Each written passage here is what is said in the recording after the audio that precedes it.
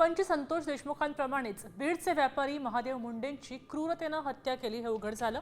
त्याच्या पोस्टमॉर्टम रिपोर्टमधनं अंगावर काटा आणणारी माहिती समोर येते।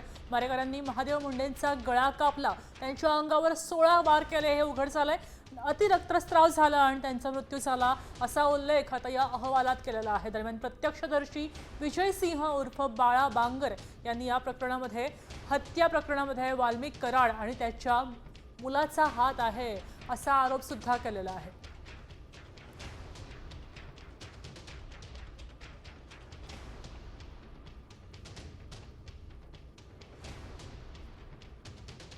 विजय सिंह बाळा बांगर यांनी केले माझ्यासोबत। साहेब काय सांगाल, तुम्ही एक खळबळजनक दावा केलाय?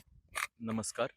हो नक्कीच, मी जे आपल्याला सांगितलेलं आहे ते सर्व सत्य आहे। ज्या वेळेस महादेव मुंडे यांची हत्या झाली होती त्या ठिकाणी एक प्रत्यक्षदर्शी एक साक्षीदार होता, म्हणजे एक व्यक्ती होता। ज्यावेळेस महादेव मुंडे यांना मारहाण होत होती त्या व्यक्तीने ते सर्व डोळ्यांनी पाहिलं होतं। हे मोठा विषय आहे, कारण ज्या व्यक्तीने हे संपूर्ण पाहिले त्याची देखील हत्या झाली असं तुम्ही म्हणतायत।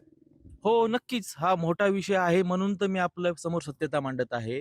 वाल्मिक कराडचे प्रशासनामध्ये लागे बंदे व त्याचं वर्चस्व एवढं वाढलेलं होतं की त्या महादेव मुंडेची हत्या वाल्मिक कराड व त्याच्या मुलाच्या सांगण्यानुसार झाल्यानंतर तिथं जो प्रत्यक्षदर्शी साक्षीदार व्यक्ती होता त्याचीही नंतर मृत्यू झाला, त्याची हत्या झाली। ती कशी झाली तर त्याला नैसर्गिक मृत्यू दाखविला, म्हणजे त्यांनी स्वतःहून जीव दिला वगैरे असं, पण ती हत्या वाल्मिक कराडनेच करायला लावली होती। साम टीव्हीसाठी योगेश काशीद, बीड।